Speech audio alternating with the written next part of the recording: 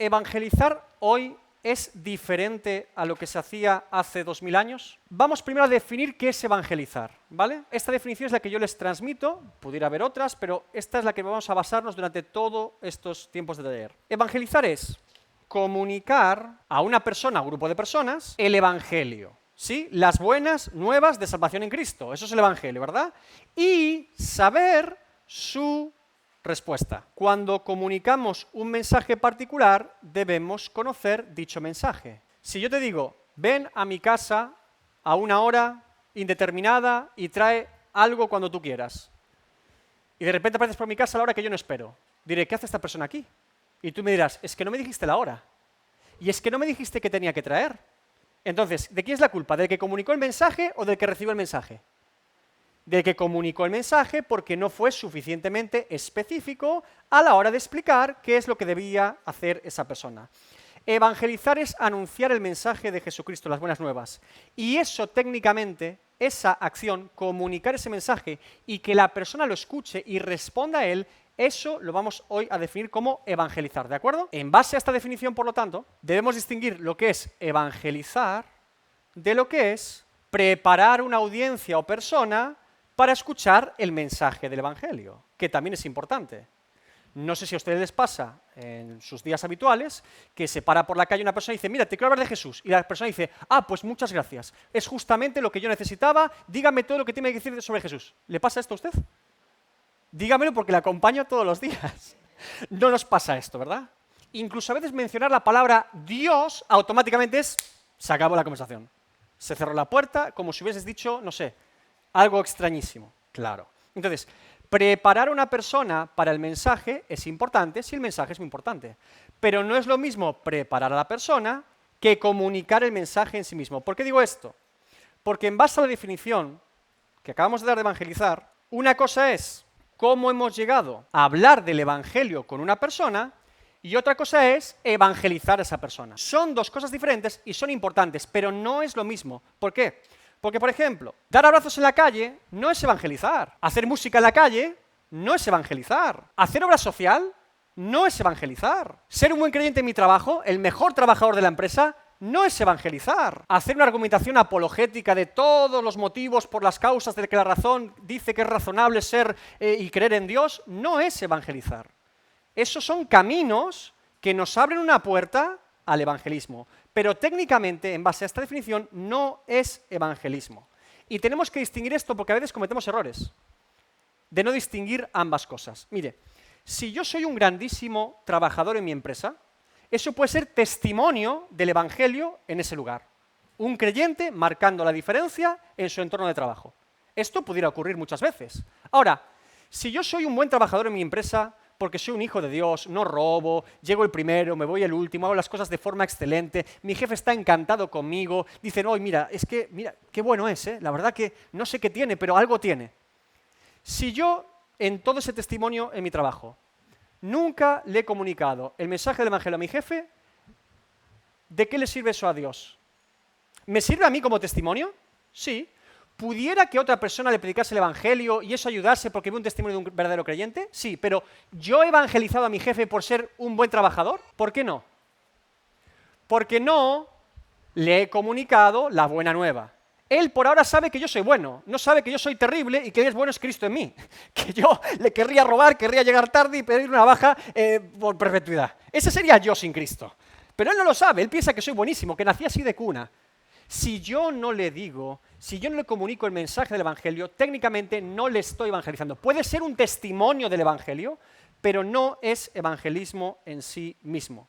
Por eso, fíjese, dar testimonio del Evangelio es útil a personas que ya conocen el mensaje y ahora ven el fruto de ese mensaje y dicen, claro, él hace años me comunicó el mensaje, me habló de Jesús, me habló de su fe, me habló de Dios, me habló de que él había tenido un cambio en su vida, que Dios había hecho algo en su vida, y yo ahora veo el fruto de ese mensaje. Yo veo que hay algo en él que es diferente. Para la persona que conoce ya el mensaje, el testimonio del Evangelio es muy importante. Y para la que no lo conoce, también puede ser muy útil porque le da ganas o produce en él deseo de escuchar mejor el mensaje. No es lo mismo, por lo tanto, dar un testimonio del Evangelio que evangelizar en sí mismo. A este testimonio del Evangelio lo voy a llamar durante todas estas sesiones rompehielos, ¿vale? Podría ser abrelatas, podría ser muchas cosas, pero le vamos a dar rompehielos. ¿Sabe lo que es un barco que rompe el hielo en el Polo Norte? Eso está duro y va rompiendo, rompiendo, rompiendo, ¿sí? Bien. Rompehielos se entiende cómo yo llego a presentarle el Evangelio a una persona, ¿sí? Y evangelizar es comunicarle dicho mensaje. Le hago una pregunta. ¿Cuál creen que era el rompehielos más habitual de Jesús en su ministerio? Las sanidades y milagros. Evidentemente. ¿Usted cree que todos los enfermos sanados por Jesús automáticamente por ser sanos creyeron en él como Mesías?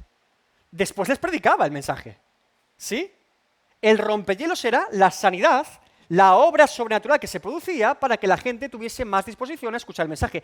Y aun incluso siendo sanos por Cristo mismo, tenemos el famoso texto de 10 leprosos, que 9 se van por su cuenta y solo uno regresa. ¿Sí? Bien. ¿Qué poder de convocatoria creen que tenían 2 galileos pescadores llamados Juan y Pedro en Jerusalén para que toda la ciudad estuviese dispuesta a escuchar lo que esos 2 hombres tenían que decir? Uno hijo de Jonás y otro hijo del Zebedeo. ¿Creen que Pedro y Juan, por su retórica, oratoria o prestigio como pescadores galileos, tenían a toda la ciudad para escucharlos a ellos? ¿Qué había pasado en Jerusalén? Hechos 3. ¿Qué pasó? ¿Recordamos el texto? Y teniendo asidos a Pedro y a Juan, el cojo que había sido sanado, todo el pueblo atónito concurrió a ellos al pórtico que se llama de Salomón. Viendo esto, Pedro respondió al pueblo. ¿Qué hizo Pedro? Responder a una convocatoria que Dios había propiciado por medio de una sanidad física. Si no, ¿quién querría escuchar a Pedro y a Juan, 2 pescadores de Galilea en Jerusalén? Nadie. Ahora, junto a ellos está un tipo cojo de nacimiento andando. Claro, la cosa se pone interesante porque todos en Jerusalén conocían al cojo. ¿Se entiende? Dios propicia un rompehielos sobrenatural para que la gente ahora quiera escuchar el mensaje del Evangelio. ¿Todos se convirtieron en Jerusalén después de ese mensaje de Pedro?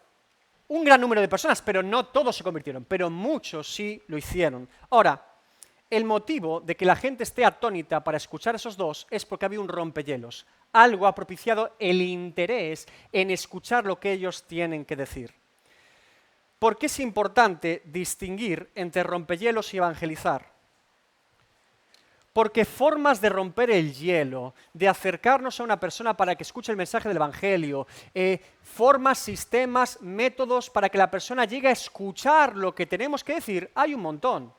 Algunos naturales, otros sobrenaturales, hay de todo tipo en todas las épocas de la historia. Evangelizar, el mensaje no ha cambiado, es el mismo acto. Desde hace 2000 años hasta hoy es exactamente el mismo acto. Alguno preguntará, entonces no se puede evangelizar cantando, David. No puedo hacer una obra de teatro y evangelizar, solo tengo que comunicarlo y expresarlo de tal forma, o con un folleto. Oye, tengo un folleto que hemos hecho aquí con el Evangelio. Si le doy un folleto a esta persona, ¿no es evangelizarle? Bueno. Primera pregunta, ¿la obra de teatro, la canción o el folleto comunican el mensaje del Evangelio? ¿Lo comunican fielmente? Primera pregunta. Si la respuesta es sí, comunican el mensaje del Evangelio fielmente, nos falta una parte muchas veces en esa comunicación. Y es la respuesta. No es suficiente con hacer una representación del mensaje. Es necesario comunicarlo. ¿Y qué pasa cuando yo comunico algo a alguien? La persona me responde. Si yo doy un folleto a una persona, Dios la bendiga, tome. ¿Dios puede usar el folleto? Sí. Dios puede usar el folleto. ¿Dios puede usar una conversación de 2 creyentes en la calle andando y que uno escuche? Sí. Dios puede usar hasta una burra hablando. Claro que sí. El tema es, ¿yo puedo saber si yo le comuniqué a esa persona el Evangelio? No, porque no conozco su respuesta. No me ha dicho sí o no o ya veré. No sé su respuesta. Por lo tanto, no ha habido una comunicación de ambas partes en dicho mensaje. Es importante que entendamos aquí que debemos garantizarnos de alguna forma saber la respuesta de la persona. No siempre será así. Casi siempre será no. O déjame que me lo piense, o ya veré, pero debe haber algún tipo de respuesta. Hermanos, el Evangelio siempre implica una respuesta. es un mensaje suficientemente claro, profundo y difícil para el ser humano pecador como para que no diga algo. Siempre dirá algo, incluso wow, pero algo va a decir. O ay, ay, ay, algo va a decir, ¿verdad? Volvemos al ejemplo anterior. Ven a mi casa a las 9 para cenar y trae bebida, ¿verdad? A las 9, John, ven a mi casa a cenar. Si yo digo, mira, Roxy, dile a John esto, que venga a mi casa a las 9 a cenar. Roxy coge un papelito, porque es tímida, lo apunta, se lo pone a John en la chaqueta y desaparece. ¿Le comunicó el mensaje? No lo sabe. No sabe si John mira la chaqueta, no la mirará, lo leerá bien, no tiene ni idea.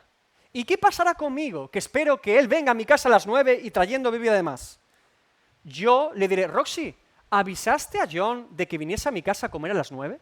¿Avisaste a John de que trajese bebida? Y ella dirá, no lo sé. O sea, sé que yo le compartí el mensaje, pero yo no sé si lo ha leído, yo no sé si lo ha entendido, yo no sé si va a ir o no. ¿Y qué pasará conmigo?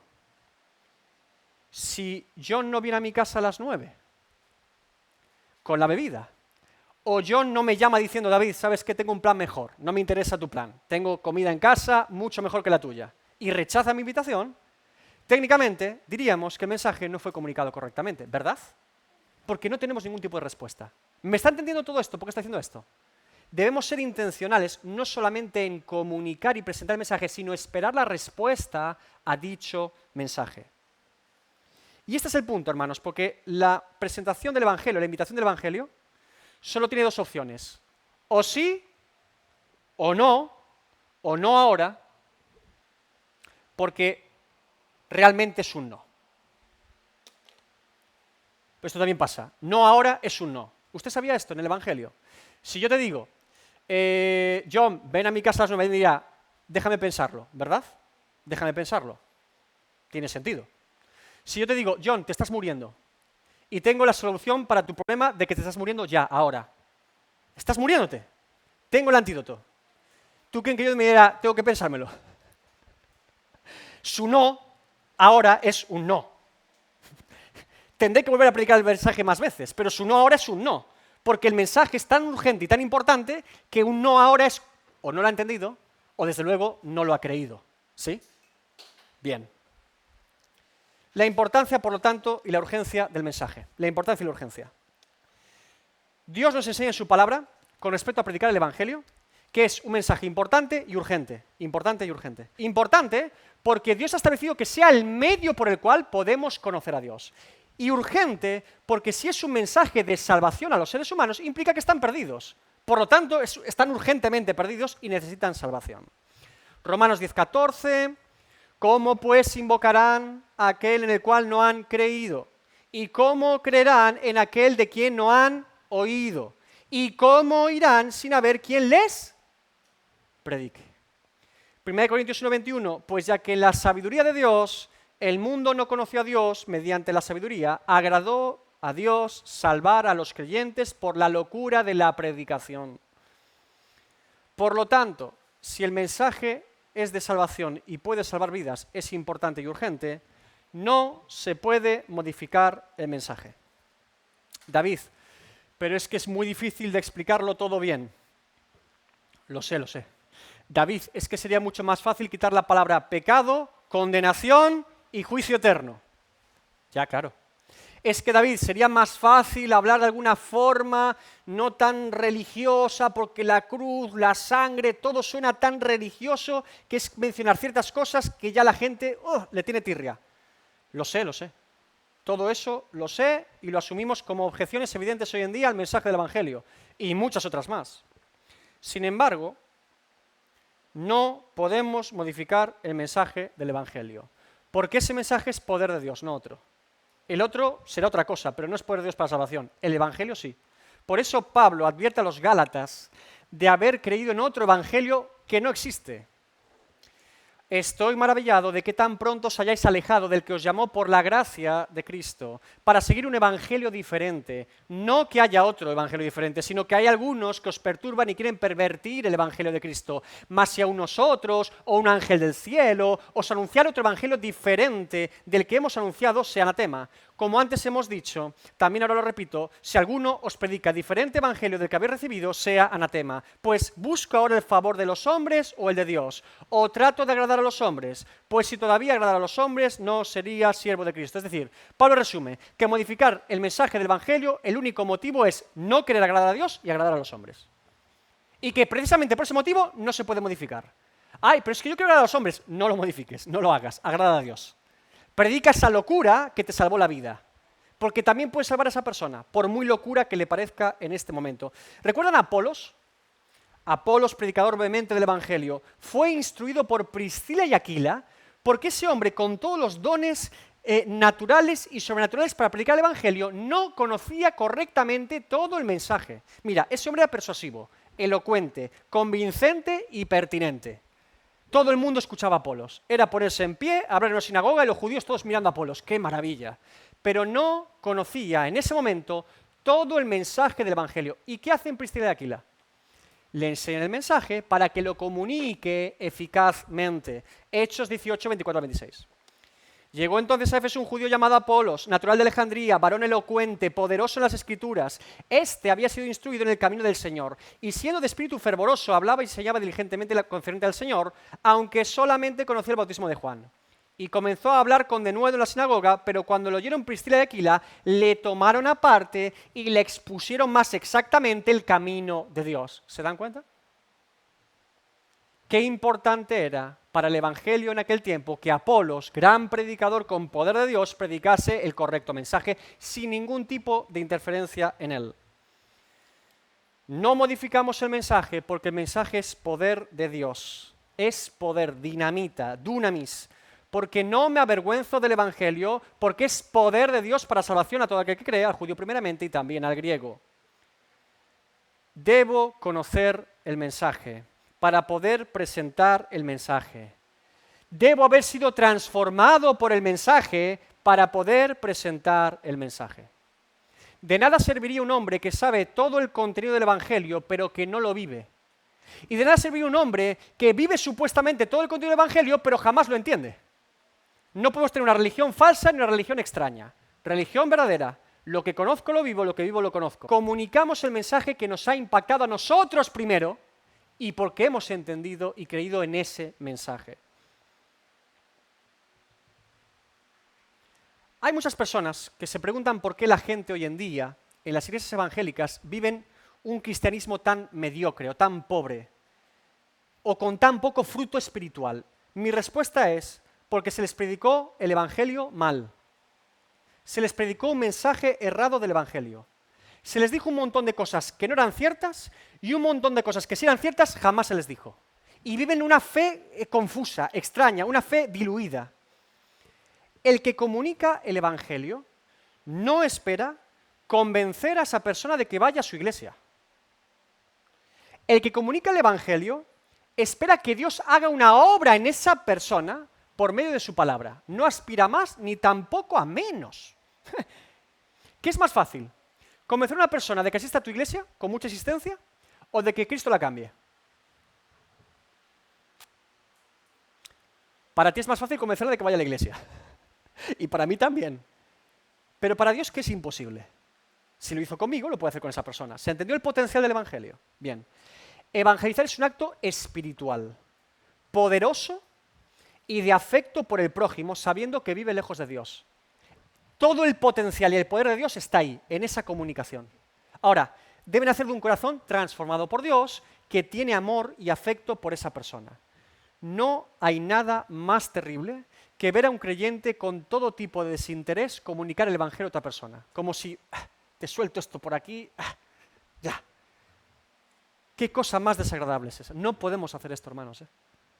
El Evangelio es un mendigo hablando a otro mendigo que ha encontrado pan de vida. ¿Sabe lo que son dos mendigos en la calle mendigando? Amigos de toda la vida, los dos, la misma vida. Y uno de los dos, pasando por allí, se encuentra con pan. ¿Sabe lo que es ese mendigo corriendo? ¡Pan! ¿A su amigo? Eso es un pecador redimido por la sangre de Cristo hablando a otro pecador. ¡Pan! ¡Pan de vida! Es un mensaje, el Evangelio, emocionante, que alguien te dice porque lo está viviendo y porque conoce a Dios. Lo más impactante en la comunicación del mensaje del Evangelio no es solamente el contenido, sino quién te lo está comunicando. ¿Y a este qué le pasa? ¿Qué tiene este loco? ¿Nunca le ha pasado? No sé qué tiene, pero tiene algo que yo no tengo. El Evangelio no es una teoría, no es una frase hecha, no es una frase muerta, no es un discurso político, no es un discurso filosófico, es vida pura, es poder de Dios, es la verdad de Dios. Insisto, no hay nada más terrorífico que ver a una persona hablando del Evangelio como si eso fuese letra muerta. Mira, porque claro, nosotros un día fuimos pecadores y claro, una letra aprendida. O sea, usted me está diciendo que usted conoce a Dios y no le da ningún tipo de emoción ni interés conocerlo. ¿Por qué yo tendría interés en conocerlo? O sea, usted me está diciendo que tiene un encuentro con el Creador que yo no conozco ni creo en Él y está así, todo impasible. No, hombre, no. Hablemos de lo que hemos vivido y experimentado con Dios. Si no vamos a predicar el Evangelio con la expectativa de que Dios sea capaz de hacer su obra en otras personas como lo hizo en nosotros, es mejor, entonces, le recomiendo que no predique el Evangelio. De verdad se lo digo. Si yo no voy a predicar el Evangelio con la expectativa de que Dios puede obrar en esa vida, ¿qué sentido tendría? ¿Qué sentido tendría comunicar el mensaje del Evangelio?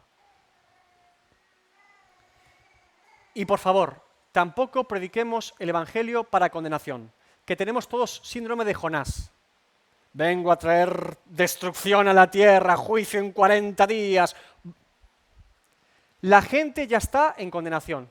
Los pecadores, los impíos, nacemos en condenación. Es solo cuestión de tiempo, que el juicio llegue.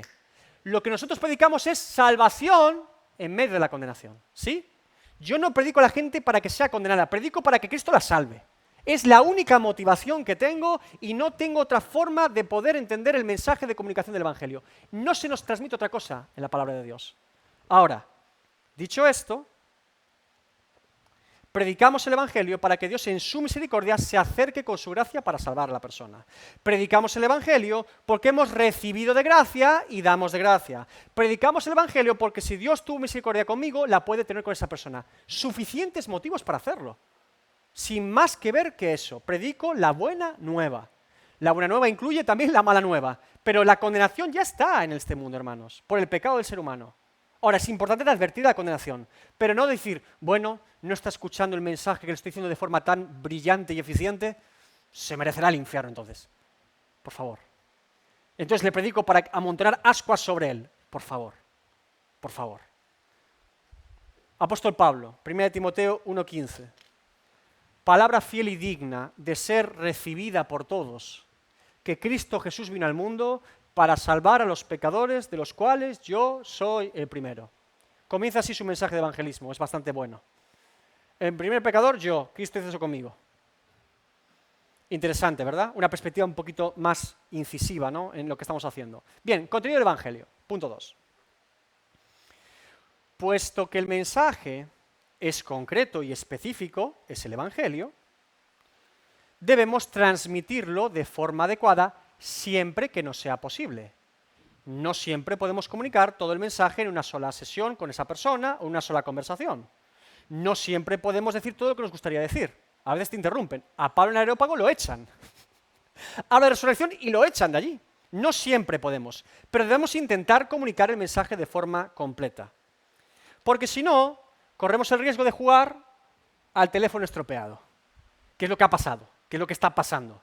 Y llega esa persona al último a la iglesia, y el mensaje ha sido tan distorsionado que llega aquí pensando que hay otra cosa aquí, que es otra cosa diferente el Evangelio, ¿verdad? Por eso el orden y el énfasis son importantes en la comunicación del Evangelio. El orden del mensaje es importante, tal y como la palabra de Dios nos lo muestra, y el énfasis del mensaje también. Le pongo 2 ejemplos. ¿Por qué el orden es importante? Por ejemplo, ¿qué diferencia hay de la primera frase a la segunda? Casa a la tarde compré, llegué de fuera, dejé. ¿Por qué?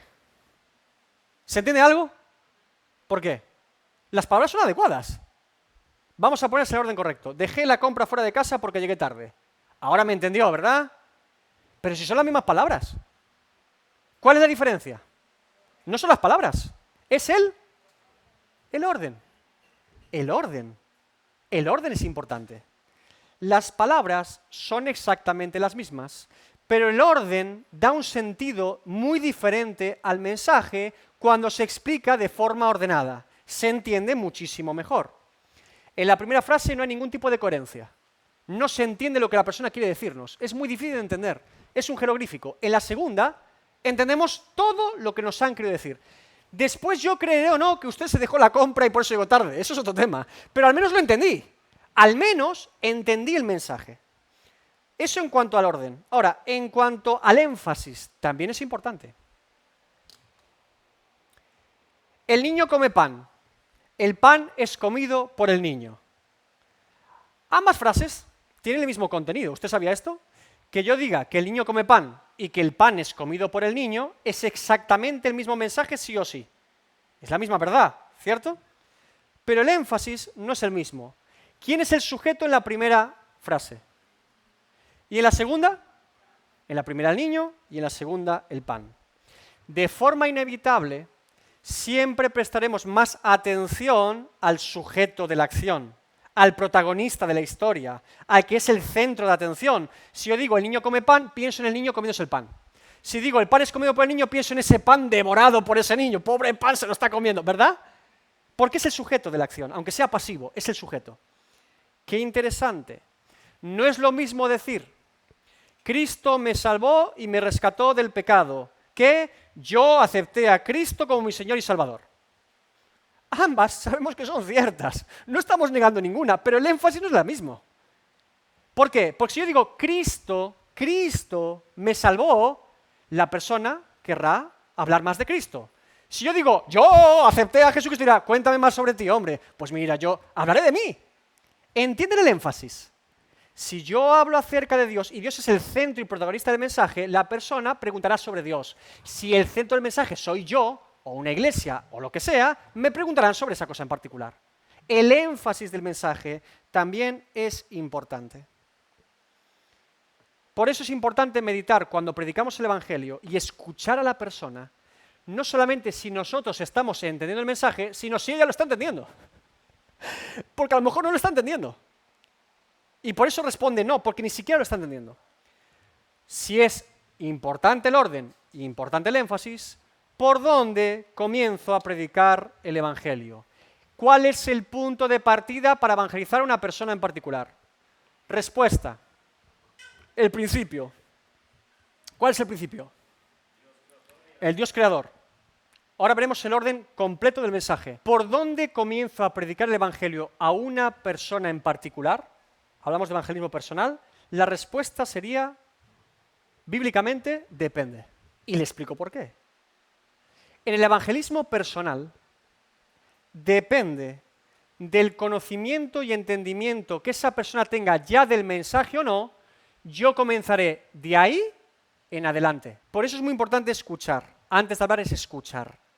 Saber con qué persona estamos hablando. No es lo mismo hablar con un católico, por ejemplo, católico practicante, una persona que vive la confesión católica, que con un ateo. Uno niega a Dios, el otro no lo niega.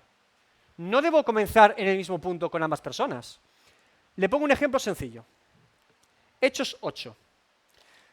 ¿Recuerda al eunuco etíope con un rollo de Isaías leyendo allí? Acerca de Jesús, Isaías 53, justamente. ¿Qué dice el texto bíblico? Responde el eunuco, te ruego que me digas, le dice a Felipe, ¿de quién dice el profeta esto? ¿De sí mismo, el siervo sufriente, o de algún otro? Isaías en Isaías 53 escribe de sí mismo o escribe de algún otro.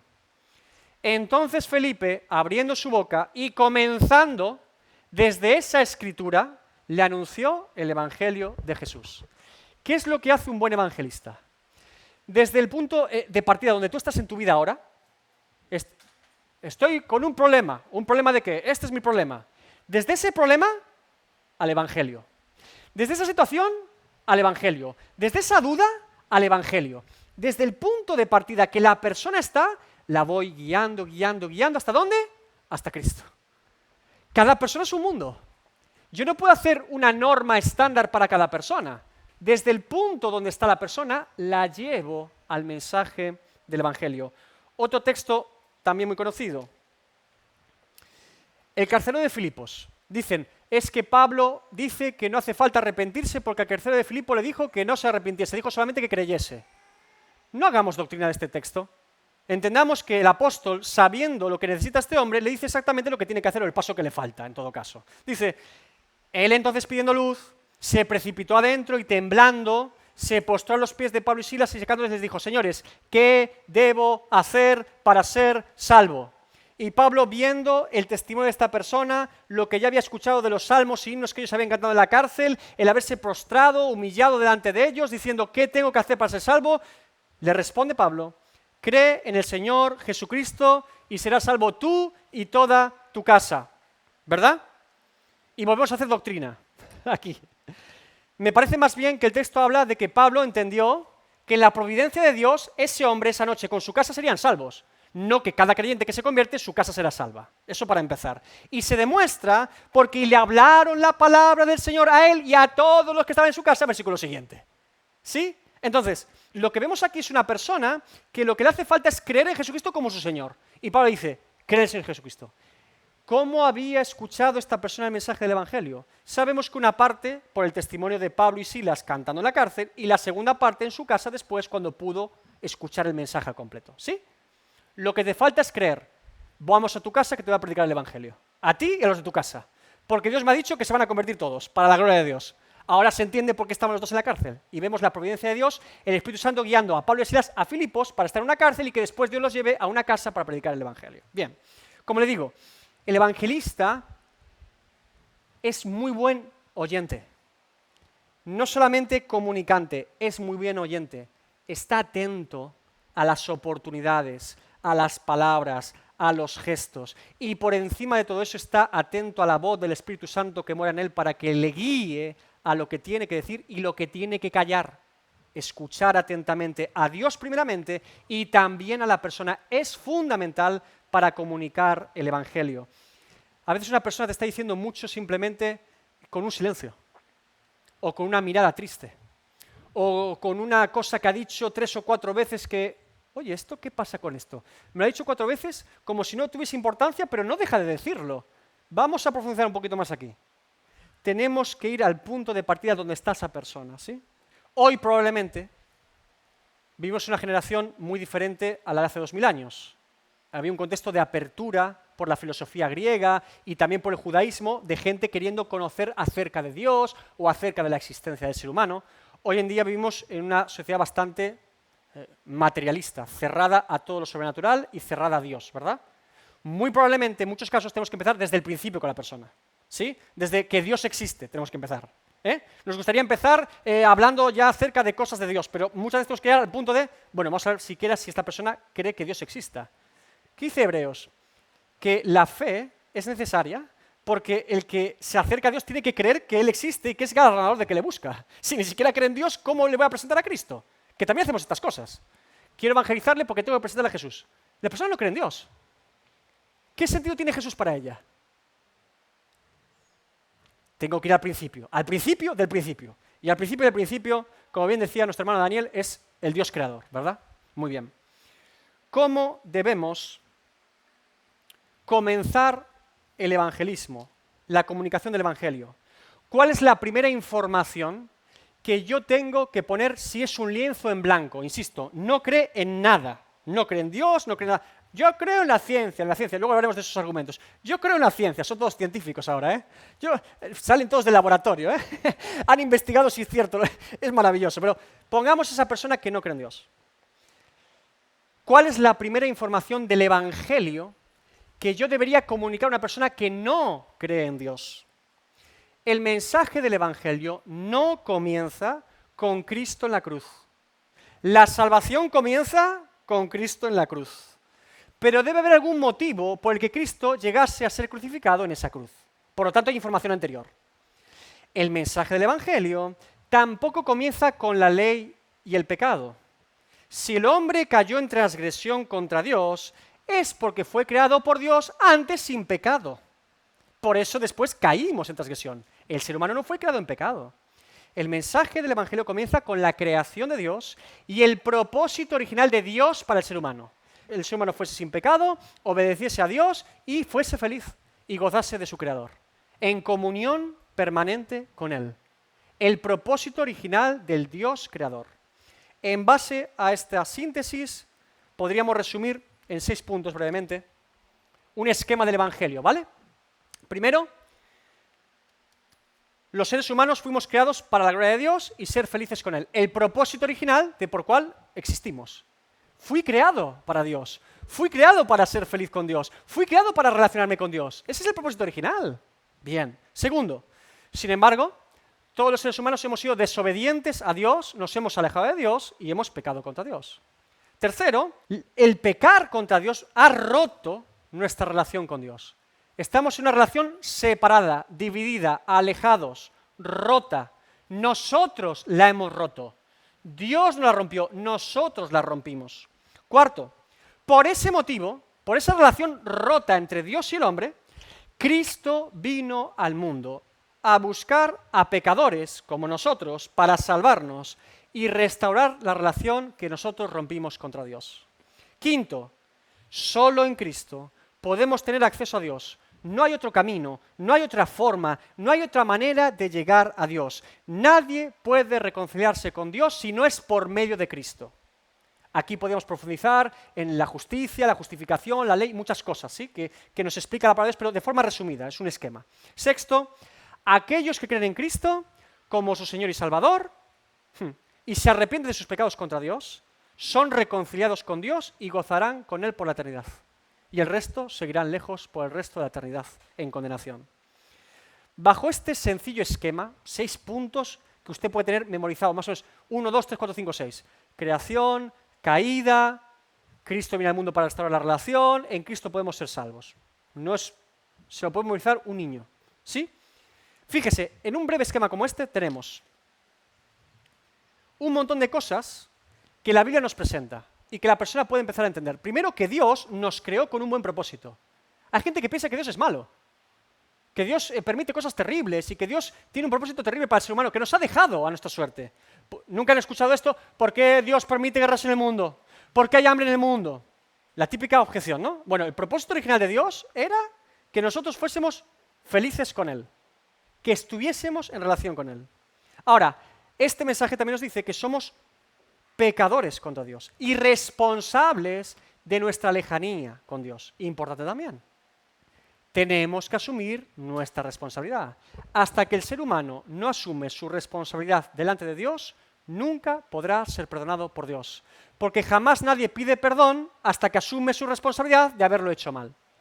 Es fundamental en el mensaje evangelio comunicar la verdad de que sí, lo hemos hecho mal. Lo hemos hecho mal contra Dios, hemos pecado contra Dios. Esta lejanía nos produce muerte, angustia y condenación eterna. Y lo podemos ver todos los días, la maldad del ser humano, el egoísmo, cómo el ser humano está hoy en día lejos de Dios. Oiga, Nietzsche mató a Dios, lo mató. Zaratustra dijo, ¿no se ha enterado ese hombre en ese bosque que Dios ha muerto? Lo escribió allí y la gente dijo, sí, tiene razón, matemos a Dios. ¿El ser humano está mejor sin Dios? Si ya lo hemos matado. ¿Por qué seguimos siendo al psicólogo? ¿Por qué sigue habiendo guerras? ¿No decía ese hombre que la culpa era de Dios?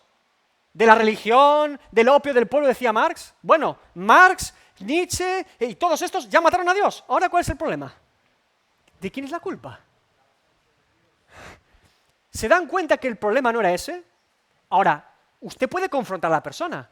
Yo no creo en Dios, entonces explíqueme la culpa de que vivamos así. Y tendrá que asumir que es nuestra. Y ahí comienza, se da cuenta el evangelismo. Ahora veremos un discurso apologético. Pero ser responsables de lo que hemos hecho mal y que por ese motivo, y a pesar de ese motivo, habiéndolo hecho tan mal, Dios en su gracia y misericordia envió a su Hijo para salvarnos. ¡Wow! O sea que Dios no solamente no es el culpable de esta situación, sino que encima quiere solucionarla. Cambia mucho, ¿verdad? Bien. Y que en Cristo y solo en Cristo podemos ser reconciliados con Dios. Mensajes de doctrina fundamental del Evangelio, que usted puede presentar de forma amable, sencilla, coherente. Insisto, si yo te digo, Cristo te puede salvar, ¿y de qué me tiene que salvar si yo estoy bien? Si la persona no reconoce ningún problema en su vida, ¿de qué la tiene que salvar? Presento un Cristo salvador sin entender de qué la salva. Debo explicarle de qué primero, ¿sí? Bien, ok. Dos ejemplos sencillos y continuamos. Dos ejemplos de cómo Pablo no utilizaba el mismo discurso y predicación, sino que se adaptaba a la audiencia que tenía en cada momento. No es lo mismo Pablo en Tesalónica, en una sinagoga judía, que Pablo en Atenas, en el Areópago, con unos filósofos griegos. Nada que ver la predicación de Pablo. Ahora, en ambas predica el Evangelio, pero para llegar al Evangelio va de formas muy diferentes. Mire, dice Hechos 17, 1 al 3. Recuerda, el judío ya era monoteísta. El judío ya creía en el Dios verdadero. Lo que le faltaba al judío creer era el Mesías, en Jesús como Mesías, ya lo tenía casi todo.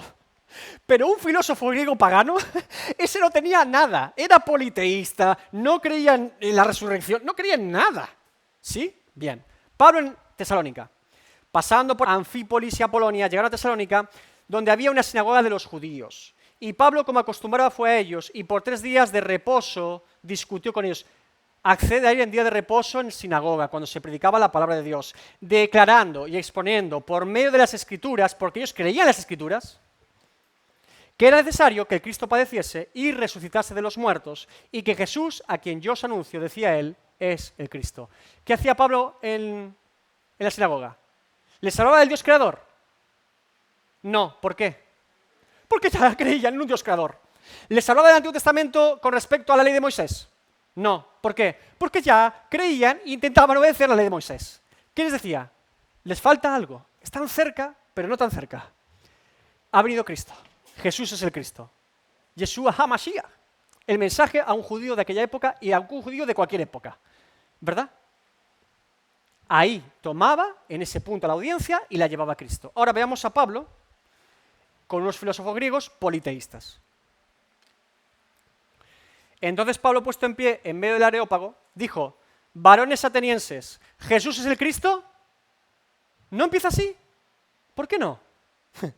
En todo observo que sois muy religiosos, porque pasando y mirando vuestros santuarios paganos, hallé también un altar en el cual estaba inscrito al Dios no conocido, al que vosotros adoráis, pues sin conocerle, es a quien yo os anuncio. ¡Buah!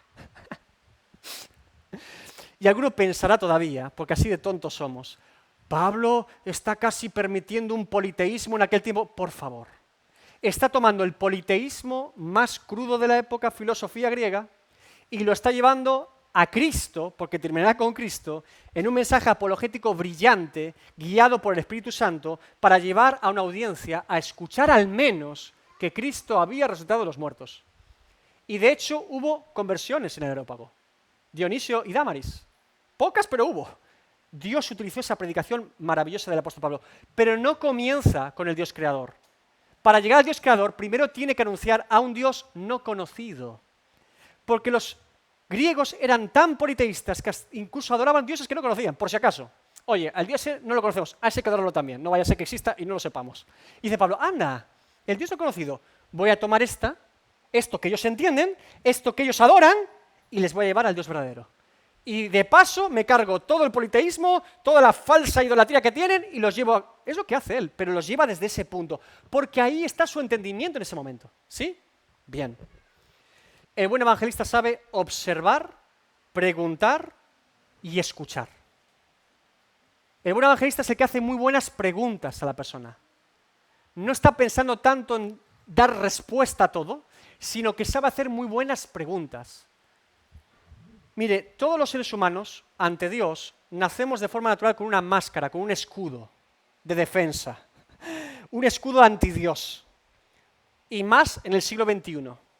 Ese escudo anti Dios, en una conversación con una persona, a veces se viene abajo. La persona no es capaz de sostenerlo todo el tiempo. El evangelista identifica la oportunidad ahí, y desde ese punto de partida comienza el evangelismo. Hermanos, el evangelismo técnicamente comienza cuando hemos sido capaces de que la persona abra su corazón. No antes. Antes estamos dando a una puerta, un martillo. El evangelismo es efectivo cuando Dios ha propiciado en la conversación que la persona por primera vez sea sincera en algún punto grado. A veces la sinceridad de la persona no va a ser reconocerse pecador todavía, va a poner excusas, pero quizás sea sincera con una petición a Dios, con una necesidad, con una insatisfacción a Dios, con una queja a Dios. El tema es que sea sincera. Ahí está viendo oportunidad del Evangelio evidente. Y el evangelista es capaz de detectar esto. Insisto, estamos hablando de evangelismo personal, ¿de acuerdo? Del tú a tú, del cara a cara. Bien. Termino con tipos de rompehielos rápidamente. Hemos dicho que el mensaje es uno, no se puede tocar ni modificar, pero que hay muchas formas de llegar a comunicar el mensaje, que hay muchos tipos de rompehielos. Yo los he resumido en 3. El evangelista no es aquel que tiene un manual, hago A, hago B, hago C, predico el evangelio. El evangelista te dice, tengo A, tengo B, tengo C, tengo D, pero voy a ver a esta persona cuál de los enfoques voy a tomar. Para eso, como les he dicho, debemos escuchar a la persona y para eso todavía más debemos escuchar a Dios, al Espíritu Santo de Dios. Les sorprendería las veces que una persona en una conversación con ella se da cuenta de que no era atea. Ella pensaba que sí, pero no lo era. Nunca lo había sido. Era una persona enfadada con Dios, pero no atea. ¿Sí? O una persona que se creía católica y que era atea. Nunca había creído en nada, pero pensaba que era católica. Tenemos que escuchar la voz de Dios y escuchar a la persona, ser intencionales. Si la persona detecta que yo no estoy dispuesto a escucharla a ella no va a estar dispuesta a escucharme a mí. Eso también es coherente. Y eso reconozcamos que muchas veces hemos metido la pata, ¿eh? Yo el primero. Vengo con todo, pero no quiero saber nada. Claro, no es una comunicación, es un monólogo. Pim, pam, pum, me he quedado a gusto, me voy a mi casa y encima he sido un buen creyente. No, lo siento, pero no. No podemos conformarnos a eso. No hagamos del evangelismo una letra memorizada como un loro. No hay cosa más repelente que una persona hablando del evangelio como si fuese una letra aprendida, como si fuese un vendedor ambulante. Mira, yo te quiero hablar una cosa, te voy a hablar esto. ¿Qué me quiere vender? No, si le quiero predicar el evangelio. Pues parece que me quiere vender algo, oiga. Cálmese, respire, piense lo que está diciendo, escúcheme, hábleme, somos personas, ¿sí? Rebajemos muchas veces la fuerza, el ímpetu. Sé que vamos con buena intención, hermanos, pero insisto, cometemos muchos errores en este sentido. Vamos, no es una letra de carrerilla. Y de repente dice, perdón, mira, es que creo que me ha faltado una parte, vuelvo a empezar, ¿vale? Para decírtelo ahora bien. ¿Pero qué le pasa a este loco? Tampoco somos un estudiante de academia, de teología. Voy a hacer un experimento social, voy a hablar con esta persona de esta forma, a ver qué le pasa. Y lo anoto en mi libreta. Es un poco raro. No, por favor. No es un experimento sociológico ni de laboratorio. Es un ser humano. ¿Sí? Bien. No somos un robot del evangelio, no somos una memoria de carrerilla, ni un vendedor ambulante. Somos gente que ama a esa persona porque no conoce a Cristo. De ahí debe nacer el motor de todo evangelista. De la pasión y de la compasión por las almas. Esta persona no conoce a Dios. Dios mío, por favor, ayúdame a presentar el evangelio de forma eficaz. Sé tú, Dios mío, usándome, ayúdame a escucharlo. Ayúdame a ver su necesidad, su problema. Si está lejos de ti, evidentemente tiene un montón de problemas, porque está lejos de ti. Es obvio, ¿verdad? Entonces, debe ser nuestra actitud. 3 ejemplos de rompehielos y termino. Primero, el testimonio personal. Oh, cuán olvidado es el testimonio personal hoy en día, ¿eh? Todos queremos ser Pablo el apologeta, en Areópago. ¿Cuánto se nos olvida el testimonio personal? Les recuerdo que Pablo repitió muchas más veces su testimonio personal, yo camino a Damasco, que su predicación del Areópago de Atenas. Si Pablo algo repetía, en su comunicación era, yo fariseo benjamita, circuncidado al 8º día, camino a Damasco con unas cartas para matar cristianos, Cristo se me cruzó en el camino. Hay algo muy interesante. Cuando alguien dice algo de sí mismo que la persona no espera. Se produce un interés muy llamativo y natural entre seres humanos, que somos seres humanos con un mínimo de empatía. Si yo te digo, John, ¿sabes qué? Yo soy hijo de Dios y soy un campeón. Todo me sale bien. Soy un bendecido. Soy millonario. ¿Sabes qué? Si eres creyente, podrías ser rico como yo. Hay gente que les gusta ese mensaje, pero qué cosa más horrenda es ese mensaje. Ahora, si yo te digo, John, sé por lo que estás pasando en tu vida. Me acabas de contar que estás viviendo una crisis económica. Bueno, yo he tenido 40 crisis económicas en mi vida. Mira, mis números rojos hace 10 años, hace 5, hace 7, hace 8. ¿Y sabes qué? Mi problema era yo. Mi problema es que yo era un consumista empedernido. Me gustaba jugar en bolsa, invertir, gastar dinero, esconder una cuenta de mi esposa. Lo hacía todo mal y del revés. Cristo me libró de la atadura del dinero. ¿Qué persona me diría que es un sinvergüenza, un ladrón, una persona que se gestiona mal? ¿Por qué me querría decir esto? Es muy interesante, hermanos, el testimonio personal. Cuando comunicamos lo que Dios ha hecho en nuestras vidas. Porque Dios lo ha hecho en nuestras vidas y se nos olvida a veces. El poder del testimonio personal. Mire, entonces volvieron a llamar al hombre que había sido ciego. Y le dijeron, da gloria a Dios. Nosotros sabemos que ese hombre es pecador. Entonces él respondió y dijo, si es pecador no lo sé. Luego veremos que se dio cuenta que no lo era. Pero por ahora el ciego no tiene mucho entendimiento. Me dice, una cosa sé, que habiendo yo sido ciego, ahora veo. Resolver este enigma a vosotros. Decir que es pecador, pero yo era ciego y ahora veo. Toda persona transformada por Cristo podría hacer un testimonio parecido a este al menos. Antes era ciego y ahora veo. Tenemos un mensaje muy potente, hermanos. Yo era como tú, no, yo era peor que tú, muchísimo peor que tú. Pero mira, Dios me sacó de esto, y de esto, y de esto, y de esto, y de esto, y de esto. Dios te puede sacar también a ti de esto. El testimonio personal es fundamental. El ciego no se remite a doctrina porque todavía no la conoce, ni siquiera conoce a Jesús personalmente. A lo único que se puede acoger es a la obra que Dios ha hecho en él. Y se acoge a ella y dice, mira, yo ahora veo. Peligros, porque también hay peligros del testimonio personal. Cuando yo comunico mi testimonio personal a otra persona, ¿qué peligros hay en este rompehielos? ¿Se dan cuenta que lo incluyo como rompehielos? Que no he predicado el Evangelio todavía, sino que es un rompehielos. Bien.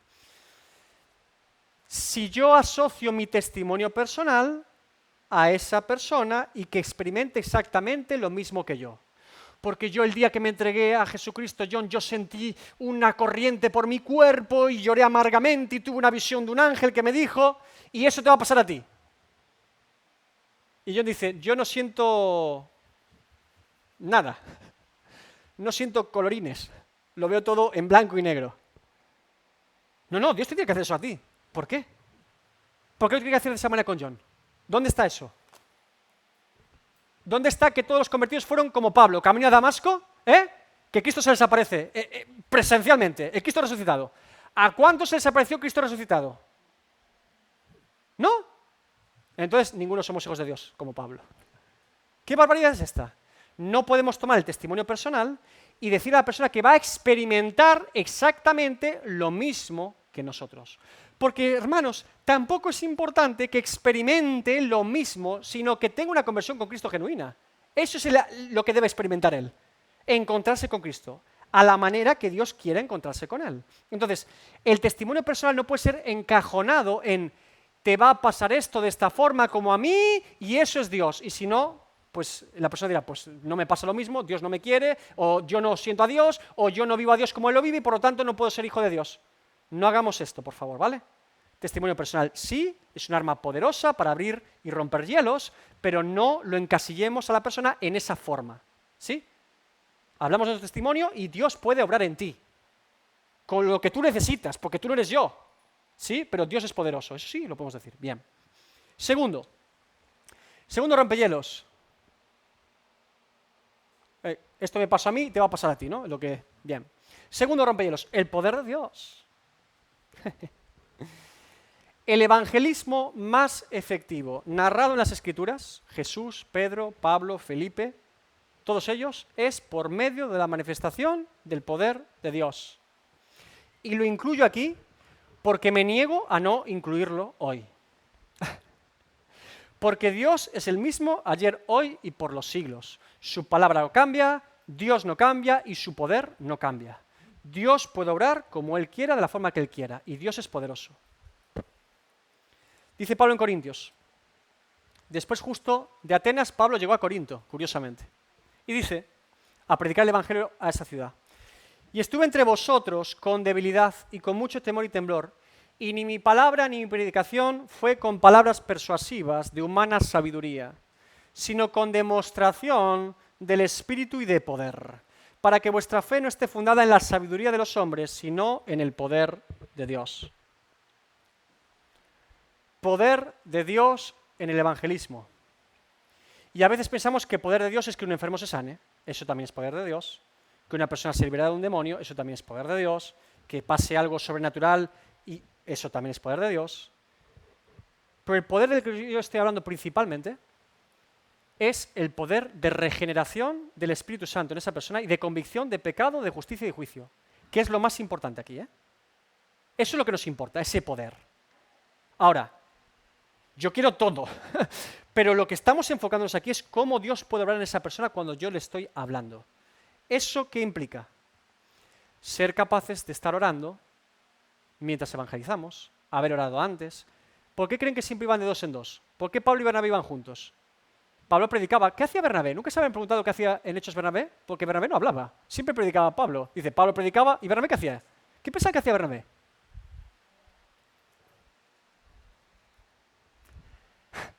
Pablo le hablaba a la gente y Bernabé mientras le hablaba a Dios.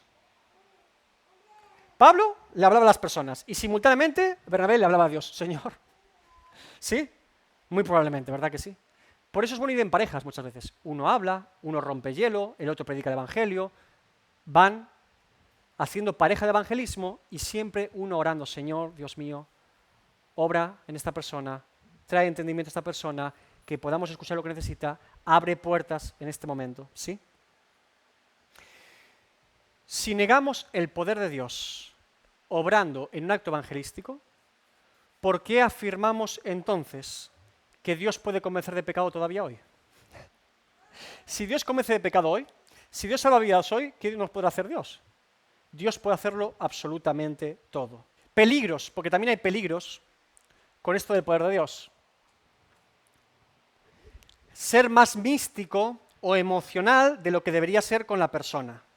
O ser presuntuoso incluso, intentando decir a la persona algo como de parte de Dios, Dios me dice que te diga, o siento de parte de Dios, ser demasiado místicos. Recuerde que la persona no cree en Dios. Y todo acto místico o extravagante puede llevarlo a una confusión muy grande. Le pasaba hasta a los apóstoles. Les recuerdo que en Listra apedrean a Pablo porque inicialmente querían adorarlo como un dios. Y el apóstol se niega. Se niega. Entonces, hay una tendencia de ver algo especial en la persona y no en Dios obrando en la persona. Entonces, no seamos frívolos en ese sentido. Yo voy a orar por ti ahora y Dios va a responder que sí a esta oración. ¿Estás seguro de eso? ¿Estás seguro de eso? ¿Morirías por eso? No, entonces no lo digas. Porque a lo mejor estás matando la fe de esa persona por eso. Ay, David, tengo un don de fe. Bueno, que se cumpla entonces. Y si no, te apedreamos como en el Antiguo Testamento, ¿no? Claro.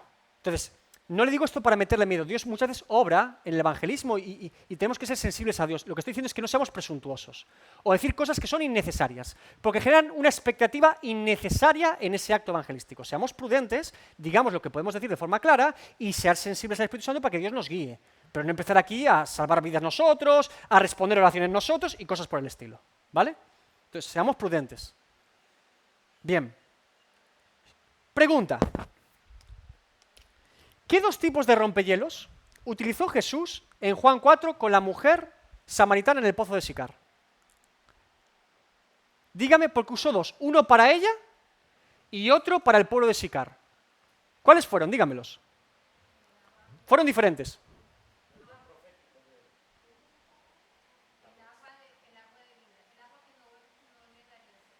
¿Pero qué hizo después? Estoy de acuerdo contigo. Ese es el mensaje, ¿no?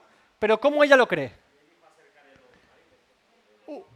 Poder de Dios, el segundo rompehielos. Ahora lo vamos a leer. ¿Y al pueblo de Sicar? ¿Qué hizo? Porque ellos también creyeron. Muchos de ellos. ¿Qué les mandó de rompehielos? El testimonio de ella. El primero, el testimonio personal. Miren, a la mujer samaritana, poder de Dios, de rompehielos. Juan 4. La mujer le dijo, dame ese agua para que yo no tenga sed. Él le habla del agua de vida. Ni venga aquí a sacarla. ¿Y ahora qué hace Jesús para darle el agua de vida? ¿Cómo Jesús traslada la enseñanza del agua de vida a que Él es el Mesías, que es el agua de vida, que tiene que beber? Lo que hace Jesús es maravilloso. Hace un giro de volante, dice, bien, ¿quieres agua de vida? Ve, llama a tu marido y ven acá. Respondió la mujer y dijo, no tengo marido. Jesús le dijo, bien has dicho, no tengo marido, porque 5 maridos has tenido y el que ahora tienes no es tu marido. Eso has dicho con verdad. Claro. ¿Saben cómo responde ella? ¿Tú eres profeta? Y él le dice, le enseña la adoración verdadera a Dios en espíritu y en verdad. Después ella dice, sabremos que podremos adorar a Dios cuando venga el Mesías. Ella introduce el Mesías y dice, yo soy el Mesías. Ahí tienes el agua de vida. La lleva de buscar el agua de vida a saber quién es el agua de vida. ¿Cómo lo hace? Con un rompehielos de poder. Porque esa mujer ahora va a escuchar no simplemente a un rabino judío sentado a un pozo, sino, este hombre viene de Dios. Me ha dicho algo que solamente yo sé. Y evidentemente los 5 maridos que he tenido y el que ahora que no es mi marido, eso también lo sabían, supongo, ¿no? Entonces, claro, ¿cuál es el rompehielos que Jesús utiliza para el pueblo? No es un poder de Dios sobrenatural, es el testimonio de ella. ¿Recuerdan? Juan 4, 28, 30. Entonces la mujer dejó su cántaro y fue a la ciudad y dijo a los hombres, testimonio personal, venid, ved a un hombre que me ha dicho todo cuanto he hecho. ¿No será este el Cristo? Entonces salieron de la ciudad y vinieron a él. ¿Se dan cuenta? 2 rompehielos acaban los 2 en Cristo. Rompehielos utilizados de forma efectiva para llegar a Cristo. Ahora, el tercer rompehielos y termino. El apologético. ¿Qué es apologética? Defensa razonada de nuestra fe. Es decir, cuando hablamos de nuestra fe a una persona que no tiene fe. ¿Verdad? Porque si ella no tiene fe, no va a creer con fe lo que le digamos. Solo tiene razón e entendimiento, pero no tiene fe, ¿verdad? Defensa razonada de nuestra fe. Bien. Hoy en día, sobre todo en Europa, recuerden que usted está en Europa. Ustedes vienen de muchos lugares diferentes. Gloria a Dios por eso. Pero en Europa, contexto Europa, este rompehielos es muy importante también aquí en Europa, porque somos duros como las piedras y nuestra razón está cauterizada por nuestro propio pecado y maldad. En Latinoamérica usted habla de Dios y la persona a veces se para a escuchar.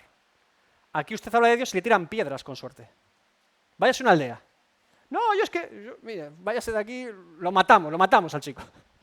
No es tan sencillo, ¿verdad? El discurso apologético, el rompehielos apologético es un buen rompehielos aquí en Europa, porque hace a la persona reflexionar en su propia incoherencia de lo que cree saber y no tiene ni idea de saber. Si tuviera que etiquetar a España y Europa, la etiquetaría como ese Areópago de Atenas, discurso apologético de Pablo, pero sin ningún interés por nada. Porque en aquella época aún tenían interés de encontrar la verdad. Ahora ni siquiera, no me importa. Es todavía peor que el Areópago de Atenas. No creen en Dios y todo lo relacionado con Dios es malo, nocivo o religioso o innecesario. Es decir, la posición natural es yo no creo en Dios y si me hablas de Dios es algo malo seguro. No puede ser bueno. A priori es todo horrible, ¿verdad? Cuando hablamos a alguien de Dios, debemos entender que si no nos hemos ganado el respeto o confianza de esa persona que no cree en Dios y no quiere saber de Dios, lo más natural es que no quiera escucharnos.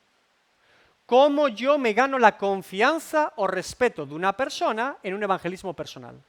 Opción A, que me conozca y vea mi testimonio y se genera algún tipo de confianza. Opción B, si es en la calle una persona puntual, que mi argumentación o hablar con él despierte algún tipo de interés o de respeto de lo que estamos hablando. Es decir, esta persona me está haciendo pensar. Esta persona, esto que me ha dicho, aunque por fuera te diga, no, pero por dentro está, ¿sí? El discurso apologético enfoca hacia ese lugar. Mire, dicho esto, si la persona nos ubica como un interlocutor serio, que sabe de lo que habla, que no es un tipo diciendo alguna cosa que ha escuchado por algún lado, alguien que, sabe de lo que está hablando, tiene argumentos, tiene solidez, tiene coherencia, sabe responder, sabe escuchar, eso es más probable que la persona esté dispuesta a hablar con nosotros y en esa conversación verá que ella en muchas cosas no es coherente. Entonces, la apologética, dicho esto, no salva a nadie, ¿de acuerdo? Es un rompehielos. Cristo salva, pero es un buen abrelatas. Mire, dice Pedro, mas también, si alguna cosa padecéis por causa de la justicia, bienaventurados sois, por tanto, no os amedrentéis por temor de ellos, ni os conturbéis, sino santificad a Dios el Señor en vuestros corazones y estad siempre preparados. ¿Estad qué? Preparados. ¿Para presentar qué? Defensa con mansedumbre y reverencia ante todo el que os demande razón de la esperanza que hay en vosotros. La apologética es muy buena cuando demandan razón de nuestra fe. Otra cosa es que yo te vaya persiguiendo por ahí. Mira yo lo que creo. Déjame en paz, por favor, oiga. Estoy por la calle, no me moleste. Claro. Pero si demandan razón, bueno, pues yo creo esto, por esto, por esto, por esto. Anda. Pues qué cosa más interesante. Ahora, fíjense, dice, defensa con mansedumbre y reverencia.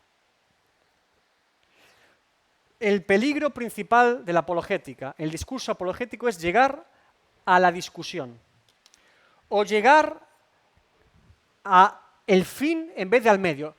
Yo digo esto porque es muy inteligente, es muy sagaz, me hace sentir muy inteligente y ese es mi fin, no es mi medio. Dije lo que dije, me quedé a gusto y nunca prediqué el evangelio. Soy un gran apologeta, pero un terrible evangelista. ¿De qué te sirvió? Si no, rompiste el hielo y te quedaste tan a gusto. ¿Y ahora qué? El hielo reventado y nunca predicamos a Cristo. No es un fin, es un medio. Ahora, tampoco es un discurso para demostrar todo lo que sabemos y lo poco que sabe la persona, ridiculizarla. ¿No sabías esto? John, ¿no sabías esto? Pues mira, que sepas que eres un ignorante. Gracias, muchas gracias. Iba por la calle por aquí y ahora me encuentro una persona que dice que soy un ignorante. Genial. Si no hay compasión, si no hay amor, si no hay intencionalidad de predicar el evangelio, la apologética puede ser una trampa para el que está hablando. ¿Sí? Bien. ¿Cómo preparar los 3 rompehielos? En cuanto al testimonio personal, les recomiendo, si usted quiere compartir su testimonio con otros, por favor, redáctelo, escríbalo, recuerde todo lo que vivió con Cristo, sea minucioso, detallista, y lo revisamos juntos. Habrá cosas que a lo mejor sobren, otras que falten, pero redáctelo. Quiero tener claro un testimonio personal que contar a la gente cuando hablo con ellos de Dios. Quiero tener claro lo que quiero comunicar de lo que pasó. Redáctelo y lo vemos juntos. Recuerde también que en el testimonio, el protagonista de ese testimonio es Cristo, no usted. Sé que es su testimonio, pero realmente no es suyo, es del Evangelio en usted. Por lo tanto, el protagonista siempre tiene que ser Cristo. Y también que sea un testimonio sincero, que diga todas sus miserias y cada una de ellas, no se esconda ninguna. Diga la verdad, de toda la verdad de la que Cristo lo sacó. Esto es algo muy impactante para la gente. La gente hoy en día no está acostumbrada a que alguien le diga lo mal que lo ha hecho. Es algo tan antinatural al siglo XXI, a las redes sociales y a lo que vivimos en este mundo tan hedonista, que una persona diciéndote que ha hecho algo mal es como, ¿en serio? Entonces, es muy poderoso un testimonio sincero. Cómo Dios ha cambiado mi vida, porque yo era incapaz de hacer nada por mí mismo. ¿Sí? Bien. En cuanto al rompehielos del poder de Dios, solo hay un punto. Oración, oración y oración. Hermanos, si vamos a predicar el evangelio y no tenemos una actitud de oración y de dependencia de Dios, haremos un acto, humanamente hablando, más o menos digno, pero espiritualmente hablando, de poco fondo y calado. Nuestra lucha no es contra carne ni sangre. Yo me puedo pelear con una persona en la calle discutiendo con él 50 minutos sobre por qué Dios existe y por qué Dios no existe, y le doy vueltas para arriba y para abajo, hago lo que haga falta. Si Dios no obra en esa persona, no va a pasar absolutamente nada. Tiene que ser Dios el que ore. El poder de Dios se mueve bajo la oración de Dios, bajo un pueblo que busca que Dios obre, que tiene hambre de que Dios obre, que quiere que Dios obre. Dios mío, obra, Señor, la oración. Todos los textos, le podría leer un montón, de Hechos 1 y Hechos 2, esperen al Espíritu Santo que sea derramado sobre ustedes, orando juntos unánimemente, orando todos unánimemente juntos en el aposento alto. Todos estos perseveraban unánimes en oración y ruego con las mujeres, con María la Madre de Jesús y con sus hermanos. Cuando llegó el día de Pentecostés estaban todos juntos unánimes. Oración unánime se repite en todos los textos sobre el poder sobrenatural de Dios. Por eso desde ya, si se forma un grupo de evangelismo en la iglesia, se formará un grupo de oración de evangelismo en la iglesia. Van unidos de la mano siempre. La oración para todo, pero especialmente le digo para el poder de Dios, para que Dios obre en la calle. A la calle nos vamos a pelear con los demonios, no con las personas. Y los hay bien grandes. El olor a azufre es pestilente hoy en día. Con los demonios nos peleamos en la calle, ¿no sabía usted esto? Están por ahí rondando. Por supuesto que sí. Principados, potestades y todo lo que se mueve en este mundo. De forma de ideología, de forma de posesión, de forma de influencia, lo que usted quiera decirlo, de toda forma y grado. Tenemos que ir armados. Bien, En cuanto al rompehielos apologético, dedicaremos una sesión específica para esto. La apologética hoy. Cómo usted puede razonar su fe y que la persona al menos diga, wow, ¿qué? ¿Cómo? Nunca había pensado esto. Oye, pues me parece bastante razonable. Oye, pues es que lo que yo pensaba no tiene ningún sentido. Le pongo breves ejemplos para ponerle gusanillo y que venga la semana que viene. Por ejemplo, ¿usted conoce a este hombre? Georges Lemaitre. Nadie conoce a Georges Lemaitre. ¿Saben quién es? ¿Ves? Es un cura. Es un sacerdote. Él es el hombre que hizo la teoría del Big Bang. Era cura. Muy poca gente sabe esto. ¿Por qué esto es importante? Porque usted debe conocer más del señor Lemaitre. Oh, le va a ayudar muchísimo a romper hielos, Georges Lemaitre. ¿Sabe por qué? Mire, conversación típica con una persona. Oye, ¿tú crees que Dios existe? No, soy ateo. ¿Por qué eres ateo? Porque creo en la ciencia. Y yo creo que el universo surgió en el Big Bang y no de Dios. ¿Vale? ¿Crees en el Big Bang? Bien. ¿Sabías que la persona que formuló la teoría del Big Bang, Georges Lemaitre, era un sacerdote católico y que con su teoría quería demostrar que Dios existía y que el universo tiene un origen?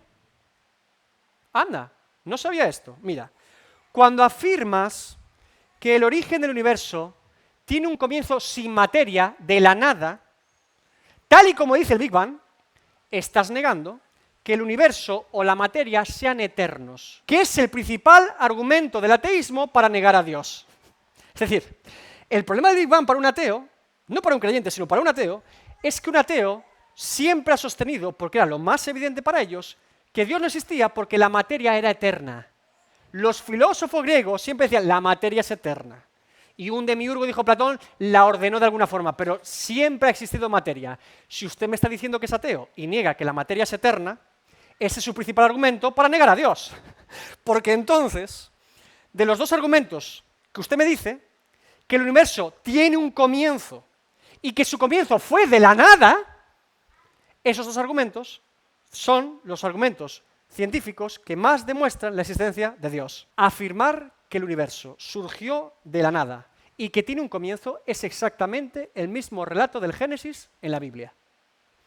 Y ese argumento fue utilizado por un sacerdote católico para demostrar que el ser humano había sido creado por Dios, el universo había sido creado por Dios y que el universo tenía un comienzo, el Big Bang. Es decir, la teoría que usted defiende le acerca más a ser un católico convencido que un ateo. Interesante, ¿verdad? Que el ateísmo haya sido tan torpe de tomar un argumento existencialista de Dios y deísta, la gente no lo sabe. Ahora, que el Big Bang fue o no, ese es otro tema. No estamos debatiendo con la persona si eso es una teoría demostrable, si ocurrió hace tantos millones de años, como dijo Lemaitre. Yo no estoy diciendo que esté de acuerdo con Lemaitre. Lo que estoy diciendo es que Big Bang lo dijo Lemaitre, que era católico y un sacerdote, para demostrar la existencia de Dios, no para negarla. Y esa persona, ese argumento, me lo utiliza para negarlo. No tiene sentido. Me tendrá que decir otra cosa. ¿Se dan cuenta? Eso es una conversación apologética. Otro ejemplo. No creo en la Biblia porque no creo que haya verdades absolutas. No existe una verdad absoluta. Todo es relativo. Depende del punto de vista con el que lo mires y de cómo la sociedad haya decidido que eso sea una verdad o no sea una verdad. No existe la verdad absoluta. ¿Le ha pasado esto alguna vez con alguien? ¿Nunca le ha dicho eso? El relativismo, ¿no? Yo no creo que solo haya un camino y verdad y vida. No puede ser, tendrá que haber muchos o ninguno. Bien. Respuesta. ¿Tú crees que no hay verdades absolutas, salvo una? Que es que no hay verdades absolutas. Para negar que existe la verdad absoluta, tienes necesariamente que creer como verdad absoluta que no existe ninguna verdad absoluta. ¿Te das cuenta que eso no tiene ningún tipo de sentido?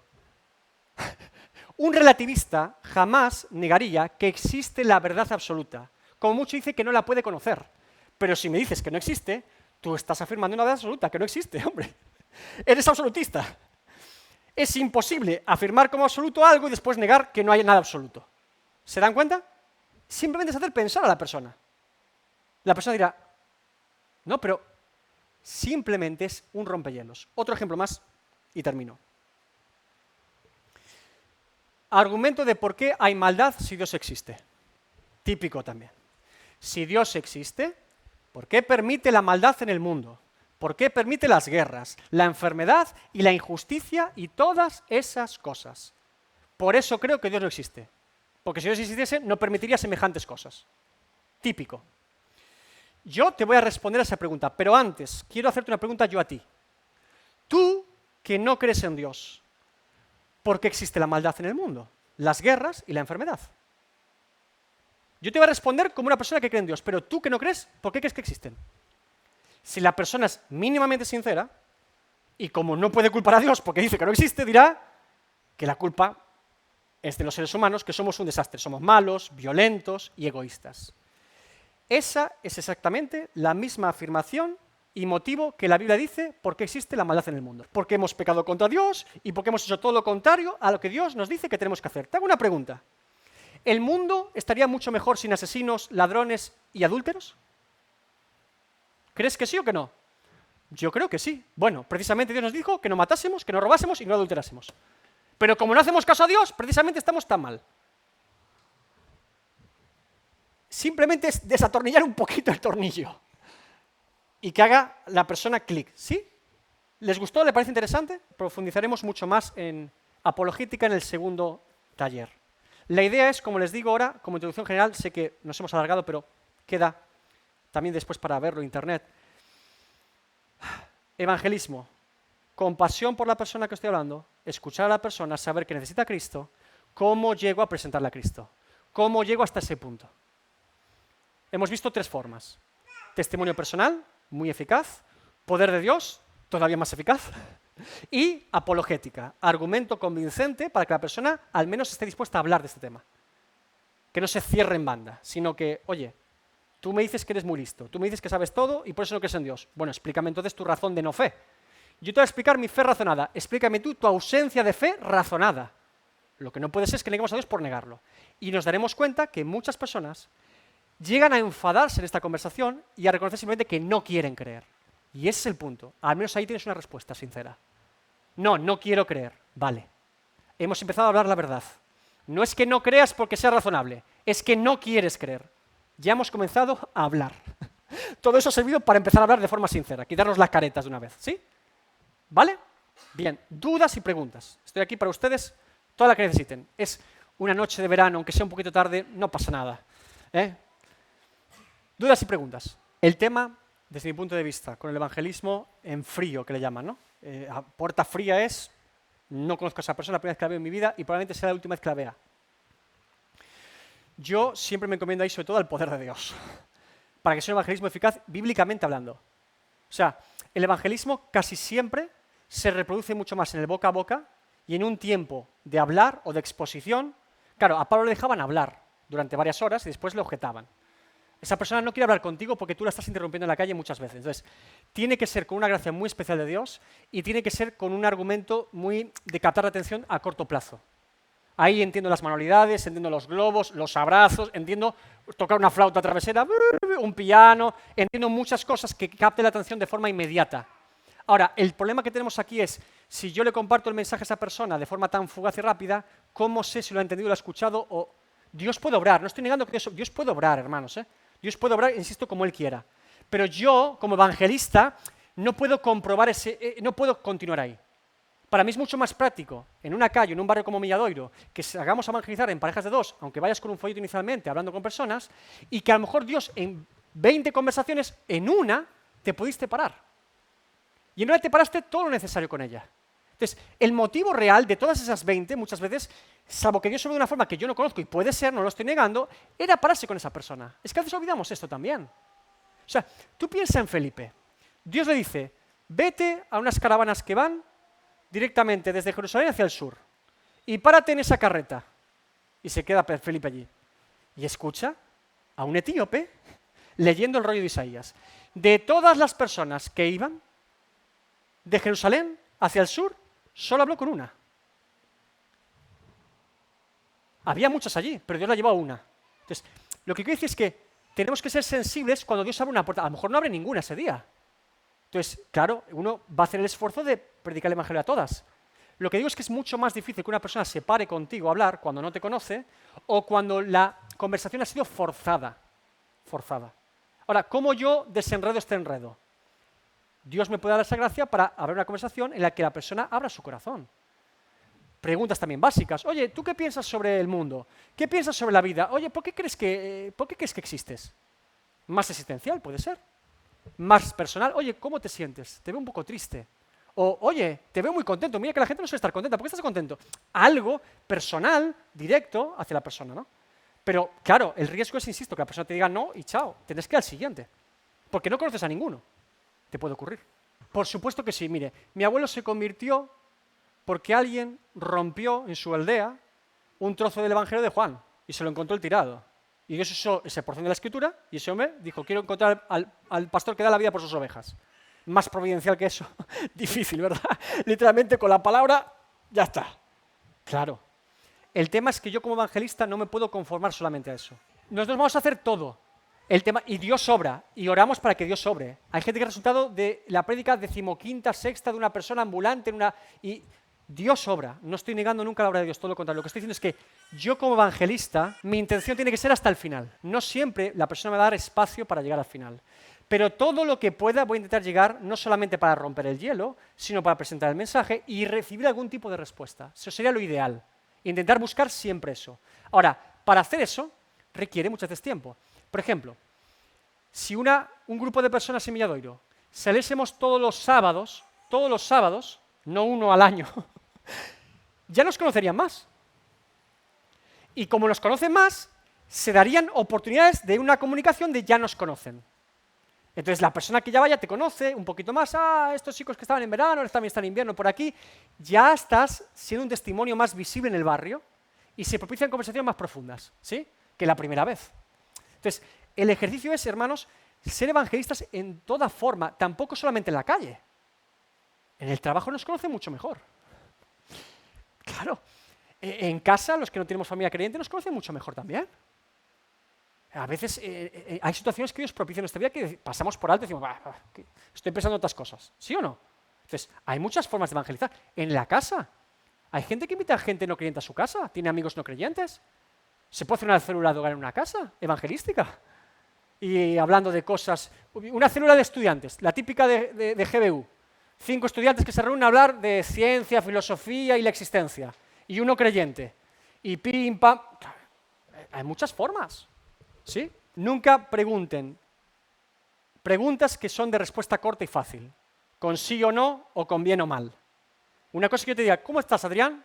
Pues bien. O te digo, oye, Adrián, te veo el rostro más radiante. Parece que te veo, no sé, te veo más contento de lo habitual. ¿Qué te ha pasado? Cuéntame un poco de tu vida. Nada que ver. El evangelista es buen preguntón, sabe preguntar bien. Te va guiando, no se da cuenta la persona, pero tú la vas sacando un montón de información porque estás propiciándolo, estás siendo intencional. Entonces, claro, esto también tienes que uno practicarlo y verlo. Yo, por ejemplo, hay una cosa que hago habitualmente para introducir el tema de Dios en gente que no cree en Dios. Y lo primero es que la persona entienda que yo sí creo en Dios. A lo mejor está una persona, literalmente, el vecino, quien sea. Mira qué maravilla, Dios es buenísimo, mira cómo ha creado todo esto, mira qué bonito los árboles, mira qué los pájaros, mira, qué Dios y qué Dios. Sí, hombre, sí, eso lo creo Dios. Claro. O sea, ya lo doy por hecho, ya me salto el paso, yo ya doy por hecho a Dios. Que Él me rebata, pero ya doy por hecho que Dios existe, que Dios es bueno, que Dios ha hecho ese día para mí hoy. Entonces es como, ¿qué pasa aquí? Ya habla de Dios de alguna forma, porque lo he metido ya a lo bruto. Cada uno, Dios le va a dar estrategia, no todos somos iguales, pero que tengamos esa gracia y esa naturalidad de compartir nuestra... Hermano, ¿es usted un hijo de Dios? Eso es muy bonito de contar. Es el mensaje más bonito que usted tiene de su vida. Soy hijo de Dios. Dios me salvó. ¿De qué te salvó? Me salvó, mira, me salvó, te voy a contar lo que me salvó. De esto. Un sinvergüenza era yo. Y encima hijo de pastor, menudo sinvergüenza. ¿Sí o no? La ilusión, la alegría, la verdad, el amor por Dios también se transmite cuando hablamos. Intentemos ir hasta el final, hasta que no se pueda más. ¿Sí? ¿Más? Una muy buena pregunta. ¿Qué pasa con una persona que dice ser creyente evangélico, que ha sido creyente evangélico, pero que ahora no se congrega, e incluso dice que se relaciona con Dios, que todo va bien, pero no quiero saber nada de una iglesia particular, ¿no? Muchas veces esas personas están traumatizadas con una iglesia, con algo que ha pasado en su vida. No necesariamente con Dios, o tiene una idea distorsionada del evangelio. Ahí hay dos opciones. Depende mucho de la persona. A veces puede ser muy duro con ella, confrontarla, decirle, mira, esto no. Sí, pero Dios dice en su palabra. Y que la persona, déjame en paz. O que seas duro y que Dios le esté hablando y ella lo que necesitaba, ser confrontada, avivada, porque estaba letargada. Y otras veces Dios te va a llevar más a una actitud de misericordia, de empatía con la persona, de ¿qué es lo que pasó? Pero cuéntame, mira, Dios no nos quiere así. Tú sabes que Dios nos llama a estar en comunión con Él, pero también con los hermanos. O ¿qué es lo que te ha pasado? Yo muchas veces ahí intento fluir en lo que Dios nos guíe. Podemos cometer errores, ¿eh? Yo una vez le di un palo a uno y dije, Señor, me arrepentiré toda la vida, no tenía que dar ningún palo. Y a otro a lo mejor fui muy misericordioso y necesitaba un buen palo. Podemos equivocarnos, pero intentar ser sensibles, qué es lo que la persona está... A veces, insisto, puede ser un trauma, más que doctrina. Y a veces puede ser doctrina, que es simplemente que se ha montado una película del Evangelio, ¿no? Y uno tiene que ir a la palabra. Entonces, depende. Diría que depende, pero es muy habitual también. 2 mecanismos. Primero, luego ¿qué? Depende mucho de la respuesta de la persona. Hay gente que te dirá, no, puerta cerrada, candado puesto en la puerta. Un no de estos de, no abras esta puerta por aquí, te toca orar por la persona. Otra es que tengo dudas, no lo tengo claro, no fuerces. ¿Pero qué dudas tienes? Venga, convéntete. Tampoco hagamos si no. Bueno, estaré orando por ti. Dime si quieres que quedemos en otra ocasión, o dime si tienes alguna duda, me las escribes por WhatsApp, ya tienes un contacto. Es muchísima tierra ganada ya. O sea, ya hay un contacto con una persona. Hay una posibilidad de volver a quedar para hablar ya de ese tema específicamente. Y ya la persona muestra ciertas dudas, temores, preguntas, quejas. A veces se queja contra Dios. La persona no cree en Dios, claro que se queja contra Dios. Una persona se queja de forma sincera contra Dios, ya está creyendo que existe. Cuidado con la queja de Dios. No siempre es tan terrible como pensamos. La escuchamos y nos cuesta soportarla como hijos de Dios, pero si hay una queja a Dios, ahí hay algo más de lo que parece, muchas veces. Entonces, si hay una segunda oportunidad para hablar, genial, has ganado muchísimo terreno. ¿Qué pasa si la persona comienza a ser discipulada o incluso enseñar el Evangelio, aunque no acepta, pero todavía no está dispuesta a ir a una iglesia porque lo ve demasiado religioso, demasiado formal? Hay espacios muy buenos para células en casa, grupos de hogar, espacios de cultos que no son a lo mejor aquí, en la calle. Oye, pues nos reunimos los sábados y estamos por aquí predicando, vente un día más y nos escuchas ahí hablar. Hay formas que a lo mejor no es tan intrusivo en cuanto ven a una iglesia, ¿vale? Vamos despacio. Si la persona comienza a ser dependiente, llegará un punto siempre en el que evidentemente la persona va a querer venir a la iglesia, si está acercándose al Evangelio, o tendrá curiosidad al menos. La iglesia siempre tenemos un formato de ABC o de discipulado en el que no suele ser la persona que invita la que discipula, para evitar precisamente dependencia.